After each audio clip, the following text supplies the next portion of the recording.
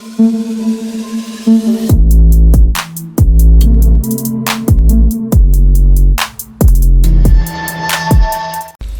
teman, selamat pagi semuanya buat seluruh komentar di channel. Apa kabarnya buat teman-teman semua? Semoga kalian berikan kesehatan selalu.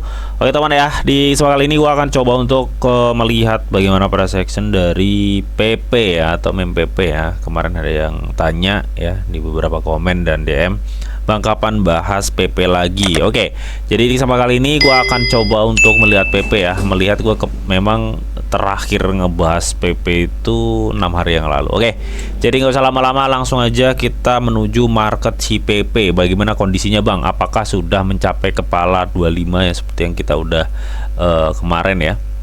Meskipun target kita nggak pas-pas banget, tapi paling nggak dia sekarang udah berada di level 25. Udah naik tuh cuy, udah naik lagi nih, udah naik di 26 teman ya, kepala 26 ya. Kemarin kita targetin PP turun di kepala 25 ya teman ya.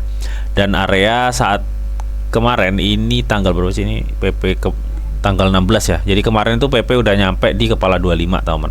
Nah, kepala 25 ini adalah area demand ya, seperti yang udah gue jelasin di live ya. Kemarin kan terakhir gue ngebahas live ya.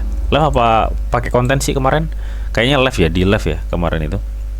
Nah, jadi area yang gue kasih tanda kuning ini kemarin kita jadikan target penurunan PP ya. Kenapa?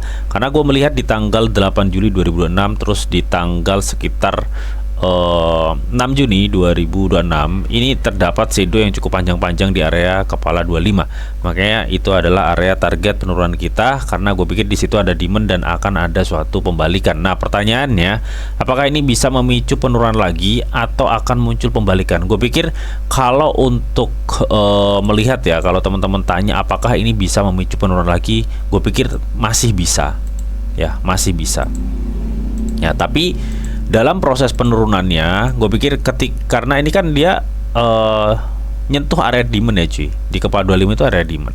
Otomatis ketika market PP udah terkoreksi cukup lumayan dari titik resisten ke sini tuh udah total ya terkoreksi 14%. Otomatis ketika PP nyentuh area demand di kepala 25, ini akan terjadi lonjakan. Gue pikir lonjakannya mungkin nanti sampai sini nih cuy, area sini nih. Nah, di area sini, di area sebentar gue kasih tanda biru ya.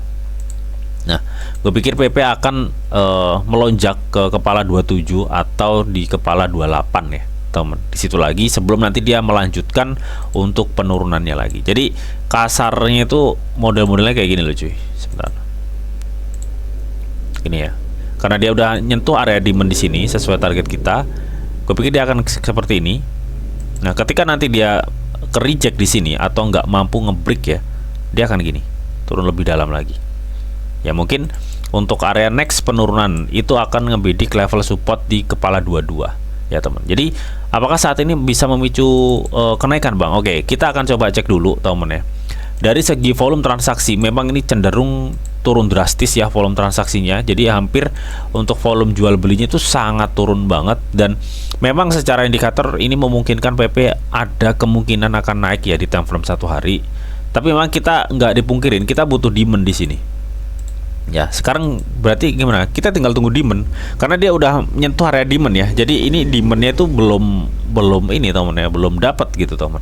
Nah, kita butuh candle hijau di sini untuk melihat bagaimana nanti PP bisa mengalami suatu kenaikan. Terus yang gue cek juga di MACD ya, meskipun memang belum terkonfirmasi untuk naik, tapi di sini sudah terjadi perubahan candle ya, warna candlenya lu bisa perhatikan di sini warna candlenya udah mulai memudar, artinya ini ada dorongan kuat untuk PP. Sebenarnya waktunya up dulu ya untuk short termnya. Jadi untuk jangka pendek PP akan ada kenaikan ya. Dan gue pikir di time frame 1 hari ini untuk stok RSI ini benar-benar udah di area overbought, dan yang kita tunggu-tunggu udah datang ya. Artinya saat ini adalah momen yang pas buat teman-teman itu udah masuk ya, tapi jangan banyak-banyak karena potensi PP turun tuh masih ada ya. Kalau teman-teman untuk scalpingan sih no problem ya, no problem untuk scalpingan. Ini waktunya masuk sih untuk scalpingan ya. Karena posisinya udah di bawah banget. Ini time frame 1 hari posisi udah di bawah. Kita tinggal menunggu demand aja sih ya teman. Kita tinggal menunggu demand. Ya, persentase kenaikannya sampai berapa sih Bang? Ya sampai di sini cuy. Ya, paling enggak dia ya PP itu kalau tinggal kita lihat aja demand-nya ya. Sekarang kan kita lihat per video ini gue buat ini belum terjadi demand besar-besaran di sini ya. Gue belum lihat adanya demand tuh di area yang gue kasih kuning ini, belum ada demand.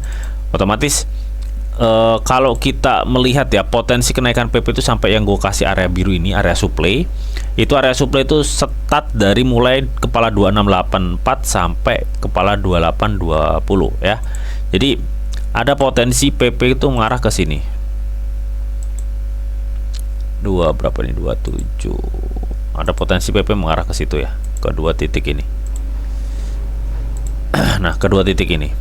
Katakanlah dari harga sekarang ya ke sini berarti ada chance naik sekitar 4%. Kalau dia bisa up sampai ke 28 ya, ini ada chance PP naik sekitar 8%. Itu potensi PP ya.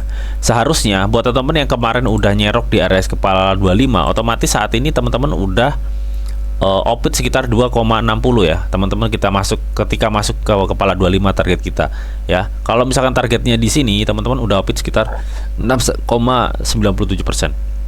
Itu ya seperti itu. Nah, target pertama kita ada di 2720 sampai 2830 ya. Ini untuk target kedua. Oke, sebelum nanti dia melanjutkan penurunan lagi gitu, teman. Ya, karena kemarin juga ada yang tanya, Bang, apakah PP ini mampu ke kepala 146 atau 142 ya? Maka karena dia tanyanya itu lebih agak long ya, mungkin memang saat ini kan dalam tanda kutip itu masih bulan Agustus, bulan rawan, dan untuk ke Oktober November itu masih lama. Otomatis market ada potensi untuk digencet lagi atau ditekan lagi, teman ya. Tapi kok ini kata lo ini naik, Bang? Iya, ini untuk short term ya, ini untuk jangka pendek, teman ya, buat teman yang ingin scalpingan ya. Tapi kalau untuk long, memang potensi PP itu bisa ngencet nih. Lu nggak percaya? Kita cek deh di time frame weekly ya. Jadi bagaimana nanti potensi PP di weekly-nya gitu, teman. Nih, ya. Nih, potensi PP ke weekly ini masih bisa tergencet ya. Nih, ke 100 sih, sebentar. Kalau nih kita lihat aja deh indikatornya seperti apa PP. Tuh, weekly-nya ya. Lu lihat ya. Banyak sekali penjualan meskipun secara persentase turun ya. Terus untuk MACD-nya juga terkonfirm untuk akan masih ada penurunan, tekanan turun. Stok RSI-nya lu bisa perhatikan di sini ya. Pas di area sini stok RSI-nya, teman-teman tuh. Inilah mengapa alasannya PP untuk weekly masih ada potensi digencet. Lu bisa perhatikan di sini di tanggal 27 ya. Nih, tergencet turun ya, teman. Tuh, turun. Terus ini turun ya. Jadi memang ini area-area sekitar poin 50.70 stok RSI ini memang area-area rawan untuk potensi untuk digencet gitu atau ditekan harga dari PP gitu. Nah, makanya untuk weekly gue pikir ini masih ada potensi untuk turun ya kalau kita berkaca long. Tapi balik lagi kalau kita lihat secara time frame satu hari memang ini ada potensi naik ya, ada potensi naik, teman-teman. Tapi ini gue belum bisa confirm naiknya cepat atau lambat ya, karena memang kita kalau naik cepat kita butuh demand, sedangkan per video ini gue buat gue belum melihat demand yang besar di sini. Tapi secara analis teknikal yang gue lihat ini memang ada potensi kenaikan ya untuk short termnya. Coba kita akan cek di time frame 4 jam apakah memang benar untuk short term akan ada suatu kenaikan nih. Lu bisa perhatikan tuh ya. Jadi PP ini untuk time frame 4 jam lu bisa lihat kelihatan banget kan dia turun dan dia ngebuat support kuat banget di kepala 25 seperti target kita. Nah, makanya gue targetin untuk kenaikan pertama dia akan mau mencoba untuk ngebidik 27, teman-teman. Tapi nanti mungkin yang agak berat mungkin dia akan di sini dulu nih, cuy. Biasanya setelah penurunan dia akan ngebidik EMA cross-nya itu di area sini nih. Nah, di area sekitar sini. Ya, kalau ini gue lihat di time frame 4 jam ya. Jadi area sekitar 2674 ya. Baru ketika nanti ini area ini masih terdapat demand yang kuat, area 27 ini. Ya gue pikir dia potensi ke sini, teman. Sebentar. Aduh, kok susah ya. Sebentar.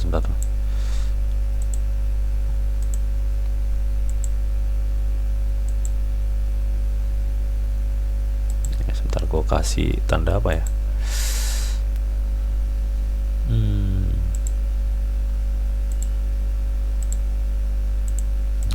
Jadi gue pikir target kita untuk kenaikan PP itu bisa potensinya ke 2674 sampai 2760. Per video ini gue buat masih di 2605 ya. Jadi di situ, teman. Ya, ini kalau kita lihat di time frame 4 jam, MACD-nya juga memungkinkan sebenarnya. Kalau ini kita tinggal tunggu demand kok. Kita tinggal tunggu demand ini ya, untuk short term ya. Kita tinggal tunggu. Nah, ini yang masih jauh ya. Ini masih ada chance untuk dia naik sedikit lagi, teman. Makanya ini kita targetin di sini, teman. Ya, syukur-syukur dia bisa naik sampai kepala 28 ya, syukur-syukur ya. Tapi paling enggak di area 26 sampai 27 ini gue pikir ini akan area yang akan dibidik oleh PP ya. Karena kan sebenarnya target kita di 25 ini kan ya, teman. Jadi buat teman-teman yang udah akumulasi di 25 ya beruntung banget ya. Teman-teman kalau memang misalkan harga saat ini masih terlalu tinggi ya, teman-teman tunggu aja di kepala 25 gitu ya. Tapi gue pikir kalau kita cek di time frame 1 hari, memang ini lu bisa lihat ya. Lu bisa lihat, kita tinggal tunggu demand-nya aja nih. Demand-nya belum ada memang. Demand belum ada, tapi MACD-nya sudah mengkonfirmasi akan ada suatu tekanan up, terus stok RSI-nya juga sudah golden di sini ya, golden cross nih, ada persilangan. Entah ini nanti terkonsolidasi dulu atau naik, atau bisa aja dia langsung naik. Ya, semua itu tergantung dari demand-nya seperti apa. Kalau tiba-tiba demand-nya ini